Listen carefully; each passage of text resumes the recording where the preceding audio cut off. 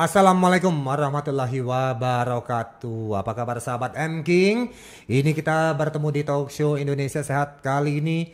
Tentunya masih bersama jamu tetes kita M King. Dan saya tidak sendirian, ditemani oleh dokter kita yang ganteng, tampan, juga gagah perkasa. Siapa lagi kalau bukan dokter baru kita? Ini ada dokter Robert. Oke, apa kabar ini dokter Robert? Baik.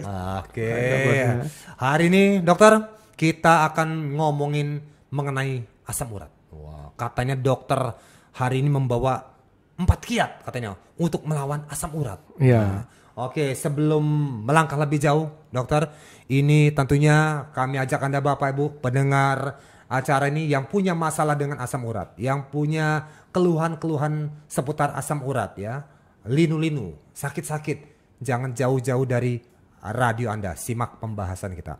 Baik, Dok. Asam urat ini adalah salah satu penyakit yang sering sekali dibahas oleh masyarakat kita nih. Ini sebenarnya penyakit apa nih? Apa hubungannya dengan bakso urat ini? Nah, orang sering mikir asam urat apa dari urat ya, urat otot atau dari apa? Padahal sebetulnya tahu nggak kenapa dinamain urat itu? Kenapa, Dok? Itu bahasa Inggrisnya uric acid. Uricnya itu urine, kencing. Karena dulu pertama kali asam urat itu ditemukan di dalam kencing, dan memang asam urat itu dibuang lewat kencing, air seni ya. Jadi makanya uric acid, urine, asam urine gitu loh. Uricnya tuh aslinya berhubungan dengan urine, kencing. Dan asam gitu. Ya, bersifatnya asam dia memang. Jadi orang kan tuh bingung dikira asam urat otot ya, tarik urat. Oke, jadi yang sebenarnya adalah asam uric acid namanya. Ya. Kalau kita terjemahkan. Ya. Oke, uric acid. Ya. Ada juga yang satu lagi penyakit satunya kencing manis ya. Ya kalau diterjemahkannya itu macam-macam ya, gitu ya. Tapi hari ini kita ngomong tentang asam urat ya. Yang kalau tadi istilah dalam internasionalnya uric acid. Ya. Asam urat. Terus di Indonesia kan jadi urat gitu. Urat, tapi bukan urat otot ya, lain. Baik. Nah ini sebenarnya apa nih, Dok? Asam urat ini sebenarnya ini penyakit apa nih yang banyak dikeluhkan oleh masyarakat? Jadi asam urat itu sebenarnya dalam tubuh kan ada. Ya. Karena dia itu pembentuk material genetik. Purin, dari purin itu untuk bentuk DNA, RNA kita, material genetik itu membutuhkan purin. Nah, cuman purin yang berlebih tadi akan dimetabolisme jadi asam urat. Oke, nah, asam urat sudah memang bawaan tubuh memang sudah ada ya. Ada. Purin tadi ya. Ya. Nah, dimetabolisme menjadi asam urat, dibuang lewat air seni, kencing. Yang normal seperti itu, jadi nggak akan tinggi. Ya. Nah, kemudian kenapa orang sering mengeluh asam urat ini, kemudian merasa linu-linu dan sebagainya, ini apa kaitannya ke sana nih, dokter? Nah, asam urat ini kan ada orang beberapa yang secara genetik dia cenderung metabolisme purinnya tinggi, sehingga produksi asam uratnya akan banyak. Otomatis berarti istilahnya produksinya banyak, pengeluarannya nggak banyak, akibatnya kan menumpuk, terjadilah peningkatan kadar asam urat. Nah, asam urat ini khas, dia itu cenderung membentuk kristalnya runcing-runcing. Memang nggak harus lihat pakai mikroskop ya, tapi dan dia itu cenderung mengendap di bagian bawah terpengaruh gravitasi, sehingga makanya asam urat itu selalu banyakkan di kaki, nggak di jari. Jarang ada, di jari, tapi banyakkan karena dia cenderung mengendap di titik terendah tubuh kita. Baik. Nah, makanya banyak yang ngerasa di kaki sakit, asam urat itu banyak kan di kaki. Di kaki, di jempol ya. Bunion orang bilang itu sakitnya di situ. Nah, terus asam urat ini juga orang sering bingung juga. Kadang-kadang dituduh rematik atau kebalik. Jadi dikit-dikit sakit, ini aku asam urat nih. Padahal ternyata bukan asam urat. Keseleo juga sakit kan. Tapi memang asam urat sakitnya itu nggak kentara gitu. Sakitnya tuh senut-senut, nggak enak, terus merah gitu kan. Nah, rematik juga mirip kan. Cuman harus dibedakan memang. Kalau rematik itu biasanya sendinya kanan kiri kena. Terus sendi-sendi besar yang kena kan.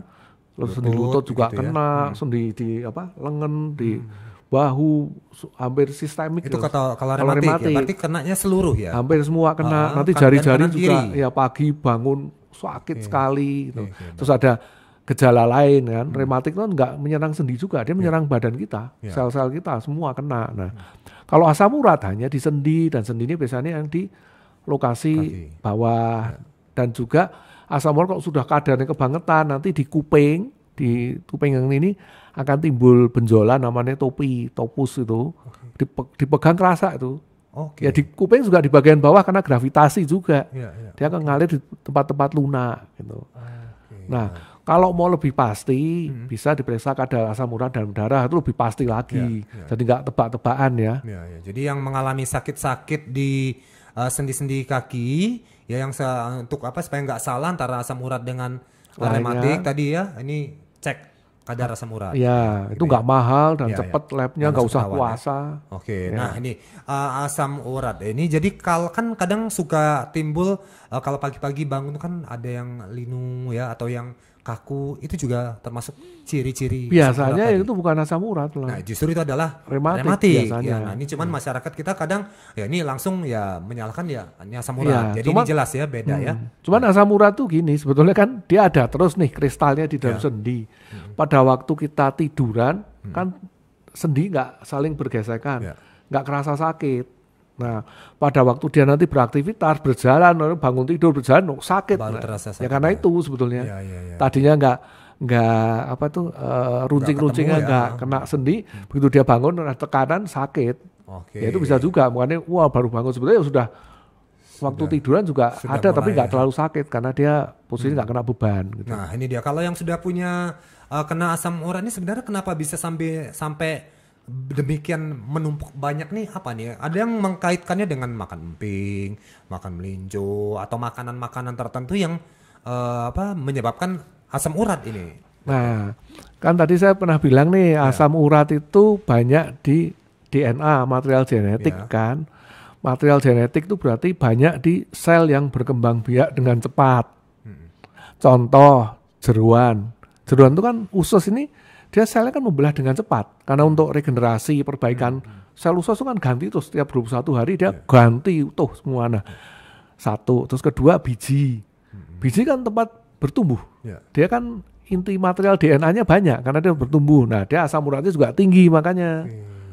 Jadi makanya selama ini kayak jenis melinjo yang juga biji tadi, karena biji jadi kan tertuduh. Ya memang benar karena kandungan purinnya tinggi kan. Dan satu lagi untuk makanan usus ya. Jeroan, babat, usus gitu ya. Baik. Hati gitu ya. Memang karena kan hati juga selnya tuh membelah dengan cepat. Begitu membelah dengan cepat butuh material DNA kan, DNA, RNA dan lain-lain. Nah, purin banyak di situ. Nah, purin ini kan cikal bakal asam urat. Jadi yang sudah punya asam urat tinggi sebaiknya jangan makan makanan tadi, karena makin banyak kan, makin ditumpuk makin gitu. Sakit lagi nanti gitu kira-kira ya. Oke, baik ya. Nah ini buat Bapak Ibu yang sudah sering mengalami asam urat atau hobi makan emping, makan jero-jeroan, mulai sekarang stop. Ya kurangin lah, karena kadang-kadang saya juga masih makan jeroan sampai hari ini. Gitu ya. Enak. Iya, dikit-dikit apalagi udah dalam kuah santan gitu ya, soto. Waduh ya. Padahal kalau di alam bebas ya. Saya kan dulu kadang-kadang mikir juga.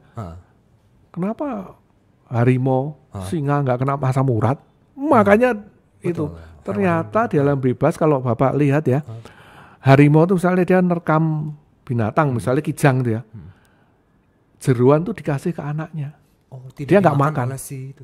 Karena anaknya memang butuh pertumbuhan kan, butuh purin, butuh macam-macam, dan anak kecil metabolisme masih bagus. Nggak apa-apa dia makan itu, makan jeroan anak kecil nggak ada anak kecil asam urat, nggak pernah ketemu kan anak kecil asam urat, udah tua. Nah binatang udah dia tahu, ya nggak tahu ya naluri dia tuh. Jadi binatang itu kalau binatang buas itu makan jeroannya dikasih ke anaknya ya karena lebih lembut juga kan, gampang dicerna dan gizinya tinggi. Ya termasuk nanti hubungannya kolesterol segala macam. Anak kecil butuh, tapi orang dewasa nggak butuh. Binatang lebih bijaksana dibanding kita. Kalau kita yang tua malah makan jeroan, anaknya kasih bubur udah nggak dikasih apa-apa lagi. Dan ini memang menarik ya Dokter Robert ya. Memang di masyarakat kita ini memang unik dokter ya. Kalau di Indonesia dengan di luar negeri itu memang berbeda. Kalau di Indonesia seperti daging-daging jeruan, sapi, kambing itu ketika dipotong disembelih itu semuanya disikat ya, dari jeruannya, daging sampai ke kulit-kulitnya. Tapi kalau di luar orang nyembelih kambing aja dagingnya, yang diambil cuma daging, yang isi segala macam itu tidak dikonsumsi. Iya, untuk makan ternak, makan buat ternak. Iya, gitu untuk makan kucing, makan anjing. Betul. Iya. Makanya mereka juga frekuensi terjadinya asam urat nggak setinggi di Asia memang. Oke, karena tadi makan itu tadi makanannya tadi ya.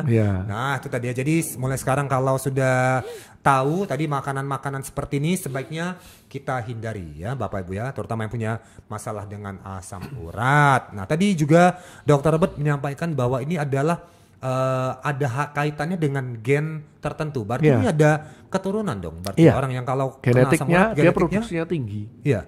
Berarti kalau bapaknya asam urat, kemungkinan bisa. Anaknya juga akan kena asam urat. Oke, baik. Wah, ini ternyata menurun ya penyakit jadi ini ya. Genetik banyak sekali kayak kolesterol juga genetik kan, ada kontrol genetiknya. Betul. Jadi sekarang penelitian tentang genetik banyak sekali karena itu. Jadi ternyata hampir semua, bahkan obat kolesterol aja, rosuvastatin sama simvastatin genetik berpengaruh. Ada yang lebih cocok pakai rosuvastatin, ada yang luas simvastatin karena genetik ternyata. Ada tuh gennya. Asam urat juga gitu. Oke, jadi ini tentunya beruntung ya buat Anda Bapak Ibu yang riwayat orang tuanya tidak ada asam urat, ya kemungkinan besar Anda juga tidak kena asam urat. Tapi ya tergantung gaya hidup juga. Kalau makannya ya tetap akhirnya kena juga gitu ya. Kayak saya juga makan jeruan, makan saya.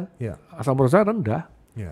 Saya menyaksikan sendiri Dokter Robert kalau makannya luar biasa kan? Ya nggak apa-apa kan gitu. Oke, baik ya.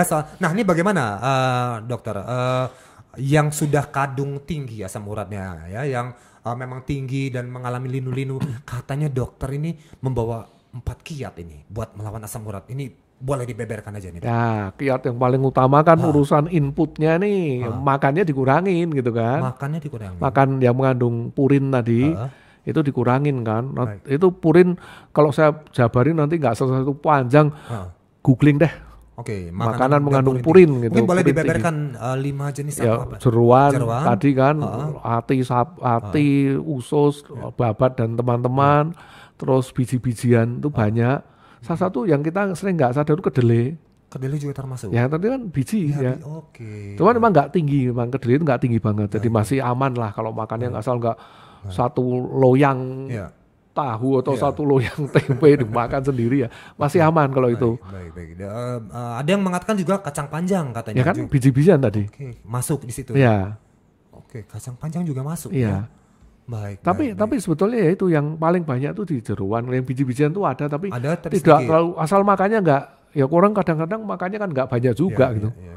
Jadi memang yang paling banyak ya konsumsi kita rata-rata kalau ini lebih banyak memang masyarakat kita ya lebih banyak makan daging ya daripada tadi yang sayur-sayuran atau bangsa-bangsa biji-bijian tadi. Lagian biji kan berserat jadi nggak akan bisa banyak juga gitu. Makan banyak juga begah perutnya nanti kan. Betul. Nah yang perlu diwaspadai tadi usus hati segala macam itu tadi ya. Tadi ngomong makanan ya dok ya. Bagaimana dengan minuman? Asam urat nih tadi kan dibuang lewat kencing. Kenapa terjadi penumpukan? Itu karena kalau orang itu kurang cairan, dehidrasi, ginjal kan dia dibuang lewat ginjal nih. Sebagian diserot kembali kan cairannya kalau kita kondisi dehidrasi. Termasuk si asam urat tadi diserap kembali. Jadi kalau kita rajin minum air yang banyak, asam urat itu turun. Karena kan dibuangnya memang lewat kencing dia salurannya. Dan juga karena kalau kita kurang minum dan orang itu punya bakat asam urat, itu adalah batu ginjal yang dari asam urat. Itu sakitnya luar biasa karena runcing dan susah dihancurin itu. So, jadi ini pesannya dokter yang punya masalah asam urat banyak-banyaklah minum air. Paling enggak itu kan anjurannya kan 1 liter 8 gelas kan. Boleh sampai 2 liter tapi jangan sampai 1 galon sehari ya bisa mati gitu orang. Jadi minum ya air putih yang disarankan ya air putih, bukan air kopi, air teh atau yang lain. Air koboan juga jangan. Jangan ya. Air putih ya minum ya Bapak Ibu ya. Nah ini kalau yang pengen mengurangi keluhan dengan masalah asam urat. Tadi sudah kita bahas ya. Masih ada, sudah keluar berapa nih? 2 ya dok ya? Ya, 2 kiat dari 4 kiat sudah keluar 2 ya. Nanti kita akan bahas lagi karena ada yang pengen melintas sebentar. Peliharalah kesehatan tubuh Anda dengan M-King. M-King adalah ramuan herbal ekstrak yang setiap tetesnya mengandung campuran herbal dan bermanfaat untuk membantu memelihara kesehatan tubuh. M-King terbuat dari bahan herbal berkualitas, daun kelor, rimpang temulawak, bunga rosella, dan buah mengkudu. Minum M-King 3 kali sehari 15 tetes. Dikonsumsi dengan mencampur 200 ml air putih. M-King, rajanya jamu tetes Indonesia.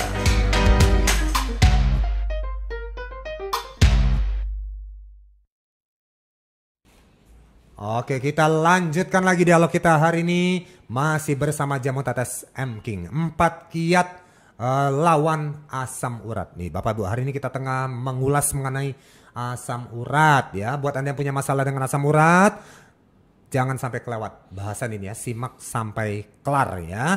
Baik, tadi sudah kita ngomongin dari 4 kiat. 2 sudah kita buka tadi ya dokter ya. Iya. Yang pertama tadi adalah mengenai pembatasan makanan ya, makanan diet sehat lah diet ya. Kurangi makan makanan. Jadi yang biasa lauknya selalu jeroan-jeroan ya, ini mulai luaran ya, kan jero luar. Ya. Mulai hati-hati dengan makanan-makanan tersebut. Ganti lauk ya. Jangan makan jeroan lagi gitu ya. Ya kurangin lah. Saya nggak anu lah. Saya juga suka. Pengen, betul. Makan jeroan juga. Untung nggak apa-apa ya. Oke, yang berikutnya lagi adalah minum air ya, banyak. Minum air yang cukup ya. Karena ini sangat membantu meredam sakit karena asam urat ya. Dan membantu pengeluaran lewat air seni ya tadi ya. Baik, oke. Yang ketiga nih apa nih dokter? Yang ketiga nih yang saya juga hobi melakukan nih. Apa nih dokter? Olahraga. Oke, olahraga. Oh ini ada hubungannya dengan asam urat. Asam urat. Okay. Jadi kalau kita rajin olahraga, itu kan otot akan terbentuk kan. Oke. Otot terbentuk ini butuh material genetik kan. Oke. Materialnya itu salah satu kan purin. Jadi purinnya nggak dibuang menjadi asam urat, kepake untuk otot, pembentukan otot. 1, 2, kalaupun dia ada karena sirkulasinya cepat, sirkulasi darah kita cepat, kristal asam urat tadi tidak sampai mengendap di sendi. Kalau orang rajin olahraga. Ya. Terus juga kalau orang kegemukan cenderung asam uratnya tinggi. Dengan olahraga diharapkan dia tidak gemuk banget, sehingga asam uratnya akan turun.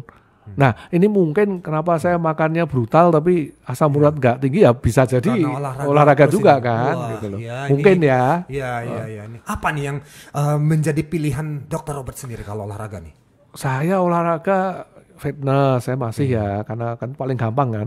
Terus bela diri karena itu passion aja bukan mau jadi jagoan. Saya juga bukan jagoan juga karena seneng aja ada hobi. Oke. Oh ini pilihannya dokter ya. Yang lain juga boleh silakan aerobik juga boleh. Mau berenang juga bagus yang penting olahraga. Jadi intensitasnya juga jangan olahraga, dok saya olahraga naik sepeda berapa? 5 menit. Itu bukan loh paling nggak dihitung ya. Panjang intensitasnya gitu loh. Asam uratnya mau ngendap ya ngendap kalau cuma 5 menit kan. Jadi harus ada waktu khusus durasi tertentu. Intensitasnya medium paling enggak. Betul. Berapa menit idealnya nih, Dok? Tergantung kondisi orang kan. Ada yang kalau orangnya masih belum pernah olahraga ya 15 menit pun rasanya udah nanti bertahap dinaikkan tapi intensitas medium sampai berat kalau kuat ya. Kalau yang hardcore kayak saya kan kadang-kadang maksain gitu ya. Tergantung ini kondisi badan lah. Ya medium tuh kalau gambaran nih kira-kira gimana? Apakah sampai orangnya pucet? Enggak lah, medium tuh sampai gini. Ada hitungan kan 220 kurangin usia denyut nadinya itu kali 80% sampai denyut nadi sampai itu tercapai itu. Berapa rumusnya tadi? 220 kurangin usia kali 80%. Wah, ini rumusnya ya. Silakan yang mau cari kalkulator hitung dulu ya. Jadi ketahuan olahraga gerakan yang atau olahraga yang dalam kategori medium ya. 220 tadi ini angka apa nih, Dok? Itu rumus jadi Rumus 200 ya, oke. Jadi makin tua Ya. denyut jantung tuh jangan misalnya kan Ya. kayak orang umur 50 nih, 220 kurangi 50 kan 170. Ya. Itu udah maksimal. Oke, Lebih denyut dari jantung itu ya. tidak bermanfaat malah rusak jantung, rusak organ lain gitu. Jadi 170 itu kan tadi 220 nih ya. orang umur 50 nih. Ya. Kurangi 50 kan 170 ya. Ah. Bener kan yo? Matematikaku. Ya. Nah, 170 tadi dikaliin 80%, berarti kan sekitar 140-an ya kira-kira. Jadi itulah kira-kira Sampai dengan jadi 140 ya sudah. Oke, ya. Per Konstan. menit itu ya. Ya. Per menit ya. Jadi Iya. pas habis misalnya kita lari sprint gitu, gitu ya, bener hitung denyutnya.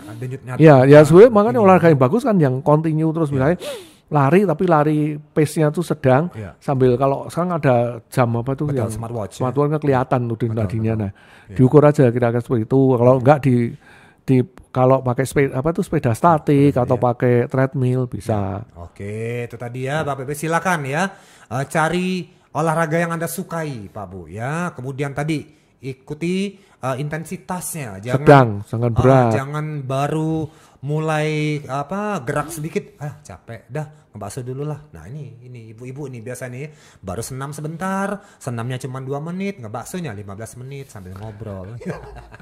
Gitu ya.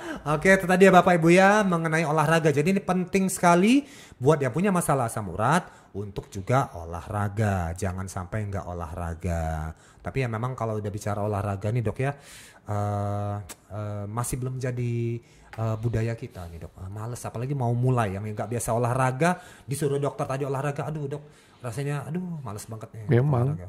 Memang ya. Memang itu ya saya juga kalau nggak maksain juga males olahraga kan udah sibuk sudah gitu kan.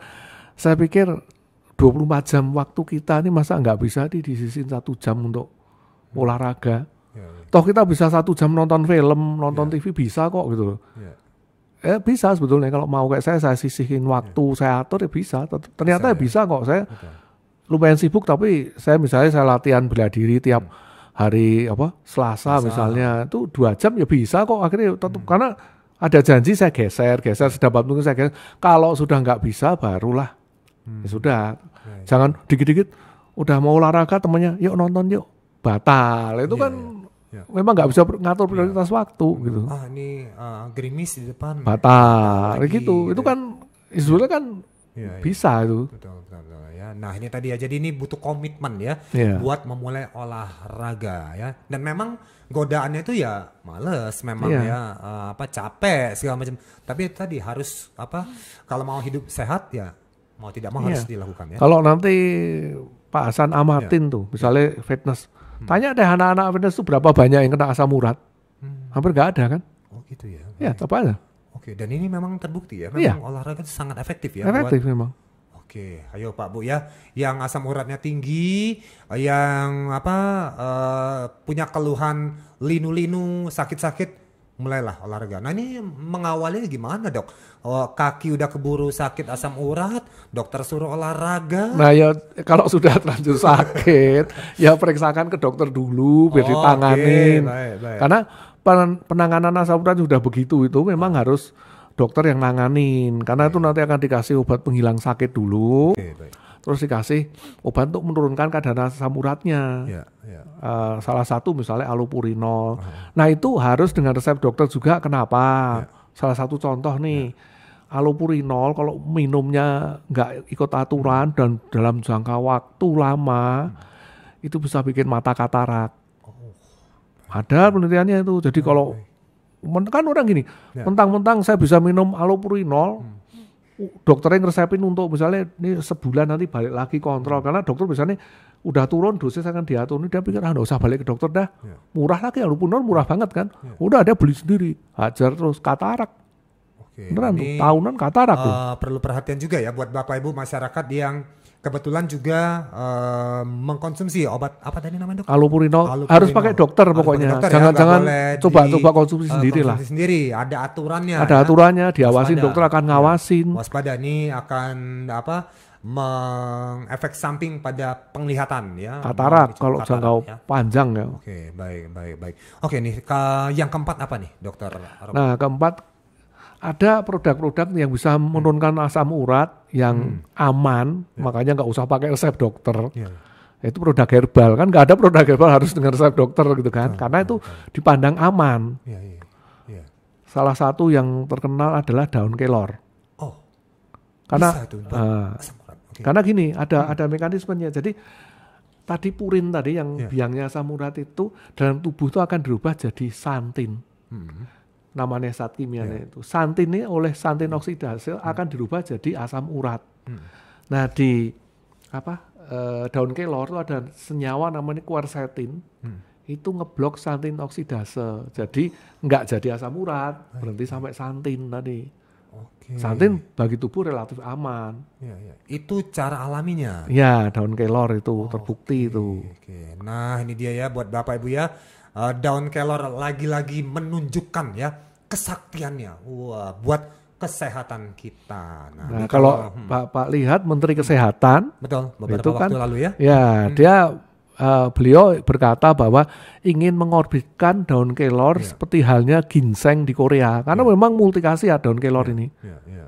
Banyak di berita itu. Pak Menteri agar dilakukan penelitian serius. Ya, karena masih sedikit penelitian yang untuk herbal itu sedikit sekali, karena kalau penelitian obat itu kan ada sponsornya Pak. Jadi ya ada insentifnya gitu. Tapi kalau herbal siapa yang sponsorin?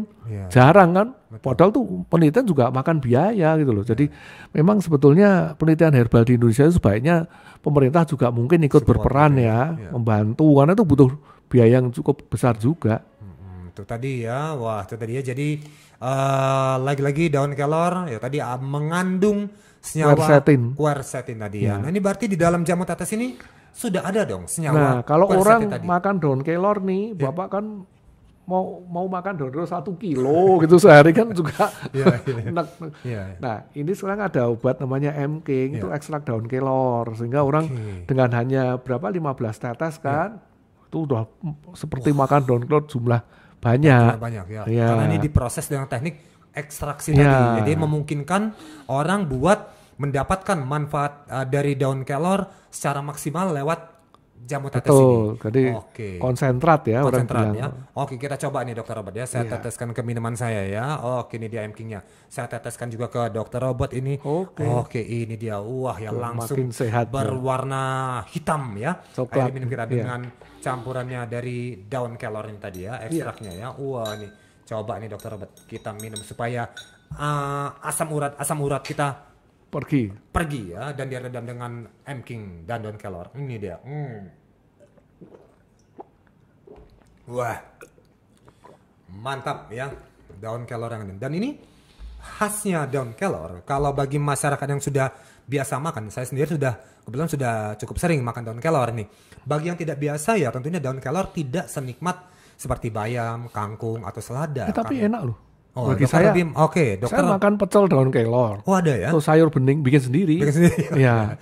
Ada yang masyarakat yang tidak tahan dengan bau langu di daun kelor. Kalau mentah, jadi kelor itu kalau direbus hilang langunya. Hilang. Ini dia ya, direbus ya? Iya, direbus itu hilang kok. Kalau mentah ya memang bau tapi hilang. Oke, direbus ya? Iya. Oke, biasa dokter. Nah, ini dokter juga. Dokter Robert ini ya Pak ya, selain olahraga dokter juga ini hobinya masak ini ya. Nah ini kalau dokter gimana dok untuk meramu daun kelor sendiri Anda biasanya seperti apa? Saya bikin sayur bening, saya bikin lodeh pakai itu, bisa lodeh ada. Oke, udah bisa dinikmati secara terus langsung. Dibikin pecel ya. Baik. Pecel direbus pakai sambal kacang gitu, jadi pecel enak banget tuh. Nah ini dia ya Bapak Ibu ya, jadi tidak usah khawatir. Kalau saya memang lebih banyak ditumis dokter. Ya ditumis juga bisa, cuman agak keras ya. Betul, masih kalau direbus tuh baunya hilang, nggak ada bau sama sekali. Oke, itu dia tadi ya Bapak Ibu ya, untuk menikmati daun kelor. Nah silakan ya direbus, bisa dibuat sayur bening atau di gado-gado, dibuat pecel. Oke ya, makanya Dokter Robert ya, pemakan pecel kelor banyak diam ini ya. Karena itu proteinnya tinggi juga, jadi kalau olahragawan cocok. Ini kalau di tradisional di desa ya, kalau kambingnya stunting di desa itu dikasih kelor supaya tumbuh gemuk dan sehat. Iya. Oke ini luar biasa. Karena memang dia proteinnya tinggi, terus banyak flavonoidnya, itu membantu pertumbuhan kambing tadi. Nah, lucu lagi, saya pernah cerita juga waktu itu langganan saya beli daun kelor tuh susah, katanya sekarang susah nyari. Saya tanya kenapa sih susah? Karena ternyata dia bilang di desa itu petani itu pada dibeli sama orang Taiwan katanya, diekspor ke Taiwan untuk dijadiin obat juga. Di sana terkenal, di Taiwan kan nggak bisa tumbuh. Iya. Oke, ya, wah itu jadi makin hari agaknya popularitas daun kelor ini makin dimengerti dan dipahami masyarakat ya. Di NTT juga ada program pemerintah, masyarakat tuh dianjurkan untuk makan daun kelor untuk memperbaiki gizinya. Betul. Dan beberapa waktu lalu juga NTT mengorbitkan nama bocah Nono ya yang menjuarai matematika Olimpiade Matematika tingkat dunia ya, karena dari kecil Nono memakan daun kelor. Oke, baik ya. Dan buat Anda Bapak Ibu yang ingin mendapatkan khasiat terbaik dari daun kelor, silakan Anda bisa jumpai di dalam jamu tetes M King ya. Silakan sini Anda bisa mendapatkan ekstrak daun kelor yang bisa Anda jumpai di radio-radio tempat Anda mendengarkan siaran ini ya. Silakan ya. M King juga sangat baik sekali buat dikonsumsi untuk Anda yang punya masalah dengan asam urat ya. Mudah-mudahan dialog hari ini bermanfaat ya Dr. Robert ya. Dan bisa diambil hikmah dan pengetahuannya. Dan jangan lupa minum M King secara rutin karena M King rajanya jamu tetes Indonesia.